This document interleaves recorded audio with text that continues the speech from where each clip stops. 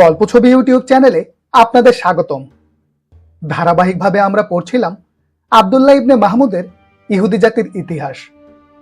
গত পর্বে দানিয়েল আলাইহি ওয়াসাল্লামের কাহিনী পড়েছিলাম।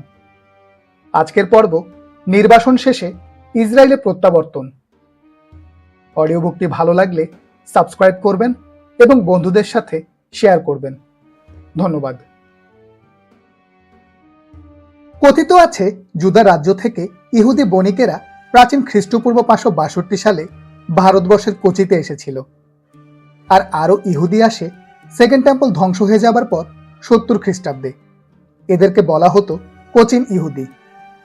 ব্যাবিলনের নির্বাসন থেকে ফিরে আসবার পরের সময়টাকে বলা যায় পোস্ট এক্সাইল পিরিয়ড, যা মোটামুটি খ্রিস্টপূর্ব 538 সাল থেকে খ্রিস্টপূর্ব 332 সাল পর্যন্ত চলে। সেকেন্ড টেম্পল জুডাইজম নামেও একে ডাকা হয়, কারণ তখন দ্বিতীয়বারের মতো বাইতুল মুকাদ্দাস নির্মিত হয়েছিল। এ সময়কালে হিব্রু বাইবেলের প্রামাণ্য সংস্করণ তৈরি, ইহুদি উপাসনালয় তথা সিনাগগ প্রতিষ্ঠা, শেষ সময়ের ইহুদি ভবিষ্যৎবাণী সংকলন এবং যীশু খ্রিস্টের আগমন এগুলো ঘটেছিল। এ সময়কালের প্রথম দিকে ছিল পার্সিয়ান জুডাইজম। জেরুজালেম থেকে ফিরে আসার পর পারস্যের অর্থায়নে দ্বিতীয় বাইতুল মুকাদ্দাস স্থাপনা নির্মাণে নেতৃত্ব দেন শেষ 3 হিব্রু নবী। তারা ছিলেন হাগাই আলাইহি ওয়াসাল্লাম, জাকারিয়া আলাইহি ওয়াসাল্লাম এবং মালাকি আলাইহি ওয়াসাল্লাম। এই জাকারিয়া আলাইহি ওয়াসাল্লাম অবশ্য যীশু খ্রিস্টের কাহিনীর সাথে জড়িত জাকারিয়া আলাইহি ওয়াসাল্লাম নন, অন্য জাকারিয়া। তাদের তত্ত্বাবধানে বাইতুল মুকাদ্দাস দ্বিতীয়বার নির্মাণ শেষ হয় 515 থেকে 516 খ্রিস্টপূর্বাব্দে। ইতিহাস আমাদের জানায় সেকেন্ড টেম্পল রোমানরা ধ্বংস করে দেয় 70 সালে। উল্লেখ্য, সকল ইহুদি কিন্তু ফিরে আসেনি, বরং একটি অংশ ফিরে এসেছিল। তারা ছিল নির্বাসিত প্রকৃত জুদা নাগরিকদের ইহুদি বংশধর, কিন্তু তারা আগে কোনোদিন জুদা দেখেনি। তবে তারা নিজেদেরকে প্রকৃত ইসরায়েল ও স্থানীয়দের থেকে উত্তম মনে করত। তারা সমাজের উচ্চ পদগুলোতে আসীন হয়, ইমাম পদগুলোতেও ছিলেন তারা। শেষ হিব্রু নবীর মৃত্যুর পর পারসিক শাসনের অধীনে ইহুদি জনগণের শাসন ব্যবস্থা পরের 5 বংশ ধরে রইল যুগত নেতাদের হাতে। যুগত অর্থ হিব্রুতে জোড়া। আশকেনাজি ইহুদিরা উচ্চারণ করেন যুগোস। মধ্যযুগে পশ্চিম জার্মানি ও উত্তর ফ্রান্সে বসবাস শুরু করা ইহুদিরা আশকেনাজি ইহুদি। খ্রিস্টের জন্মের 170 বছর আগে থেকে শুরু হয়ে 200 বছর ধরে চলে যুগত ব্যবস্থা।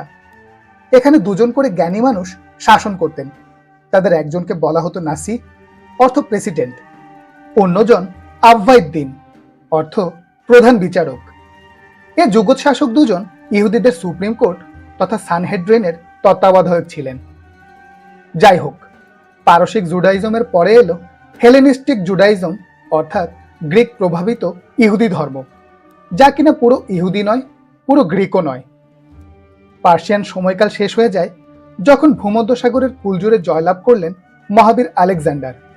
সেটা খ্রিস্টপূর্ব 333 কি 332 সালের কথা।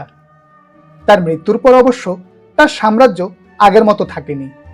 তখন জেরুজালেম সহ ইহুদা প্রদেশ প্রাচীন মিশর ভিত্তিক টলেমি শাসক বংশের অধীনে এসে পড়ে।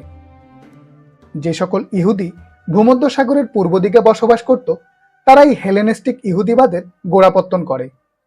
এদের মাঝে সবচেয়ে পরিচিত ছিল মিশরীয় দলটি। তাদের সাথে টলেমি রাজদরবারের বেশ খাতির ছিল। এই মিশর প্রেমটা মোটেও জোর করে আসেনি, বরং ইচ্ছে করেই। ইহুদা প্রদেশ আর সেই মিশরের আলেকজান্দ্রিয়াবাসী ইহুদি দলছুটদের জীবন হেলেনিজমের সংস্কৃতি ও ভাষা দ্বারা প্রবল রকমের প্রভাবিত হয়। গ্রিকরা যেমন ইহুদিদের সংস্কৃতিকে পছন্দ করত, তেমনি উল্টোটাও সত্য ছিল। এই হেলেনিস্টিক সময়কালটা টিকে ছিল মোটামুটি 110 খ্রিস্টপূর্বাব্দ পর্যন্ত। গ্রিক ওল্ড টেস্টামেন্ট অর্থাৎ সেপচুয়াজিন্ট এই সময়কালেই সংকলন করা হয়। ফাইলো ছিলেন একজন গুরুত্বপূর্ণ ইহুদি স্কলার, যিনি আলেকজান্দ্রিয়াতে বসবাস করতেন সে সময়। তিনি এই হেলেনিজমের বড় ভক্ত ছিলেন। এখানে আরো 2টো শব্দ সম্পর্কে ধারণা রাখা জরুরি। এক হলো ফ্যারিসিস, যা প্রাচীন গ্রিক শব্দ থেকে এসেছে। এটি ছিল একটি সামাজিক মুভমেন্ট, একটি চিন্তাধারা। তারা বিশ্বাস করতেন তাওরাতের আইনের ব্যাখ্যা হওয়া উচিত মুসা আলাইহি ওয়াসাল্লামের সময়ের খেল ধরে। এক বিখ্যাত ফারিসি ঐতিহাসিক জোসেফাস বলেন, তৎকালীন সময়ে প্রায় ৬,০০০ ফারিসি ছিলেন। সেন্ট পল ছিলেন একজন ফারিসি। অন্যদিকে ফারিসিদের বিপরীতে ছিল সাদুকিস। সাদুকিরা ছিলেন বুর্জোয়া, সমাজের উপর শ্রেণীর ইহুদি। তারা বিশ্বাস করতেন আইনগুলো ব্যাখ্যার ভার আসলে ধর্মগুরুদের, তারাই সর্বৈব ক্ষমতার অধিকারী। এরা ছিলেন হেলেনিস্ট। হেলেনিস্টিক জুডাইজমের পরপর এলো হাসমনীয় সাম্রাজ্য। সিরিয়ার সেলুসিদ সাম্রাজ্য ছিল একটি তৎকালীন হেলেনিস্টিক বা গ্রিক রাজ্য। এর রাজধানী ছিল বর্তমান তুরস্কে অবস্থিত ধ্বংসপ্রাপ্ত অ্যান্টিওক শহর। আলেকজান্দ্রিয়ার হেলেনিস্টিক ইহুদি আর ইহুদা বা ইসরায়েলের মূলধারার ইহুদিদের মধ্যে সম্পর্ক খারাপ হওয়া শুরু করে খ্রিস্টপূর্ব ২য় শতকের শেষ দিকে এসে। তখন সেলুসিদ রাজা চতুর্থ অ্যান্টিওকাস কিছু ইহুদি রীতিনীতি নিষিদ্ধ ঘোষণা করেন।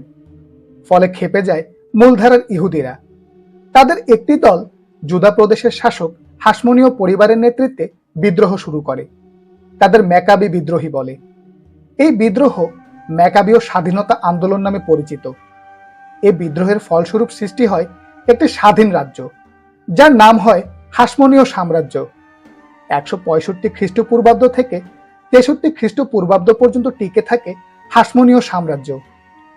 এ সময়েও একটু আগে বলা জুকত শাসন চালু ছিল।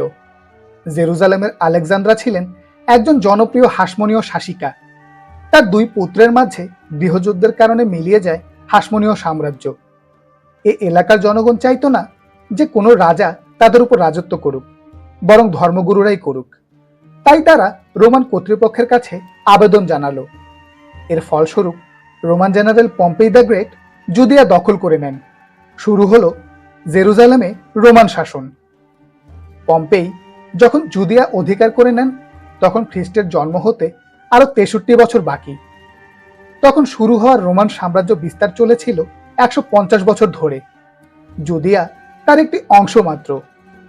রোমের সিনেট থেকে হাসমনীয় সাম্রাজ্য পতনের পর জুদিয়া অঞ্চলের জন্য হেরোদ দ্য গ্রেটকে বাছাই করা হয় ইহুদিদের রাজা হিসাবে। হেরোদ দ্য ফার্স্টকে বলা হয় জুদিয়ার প্রথম রোমান ক্লায়েন্ট কিং। শাসনকালে তার পরিচিতি হয় চমৎকার সব স্থাপনা জুদিয়া জুড়ে নির্মাণ করার জন্য। কিন্তু পরবর্তীতে হেরোদ পরিচিত হন যীশুখ্রিস্টের জন্মের সময় জুদিয়ার রাজা হিসাবে। তিনি সেকেন্ড টেম্পল বা বাইতুল মুকাদ্দাস সংস্কার করেন এবং পবিত্র টেম্পল মাউন্ট এলাকা উত্তর দিকে আরো প্রশস্ত করেন। এছাড়াও তিনি বন্দর ও কিছু দুর্গ স্থাপন করেছিলেন। একদম শূন্য থেকে একটি বনেদি পরিবার হেরোদীয় শাসন বা হেরোডিয়ান ডাইনেস্টি স্থাপনের কৃতিত্ব ঐতিহাসিকগণ তাকে দেন বটে, কিন্তু তারপরও নানা কাজে তিনি ইতিহাসে সমালোচিত।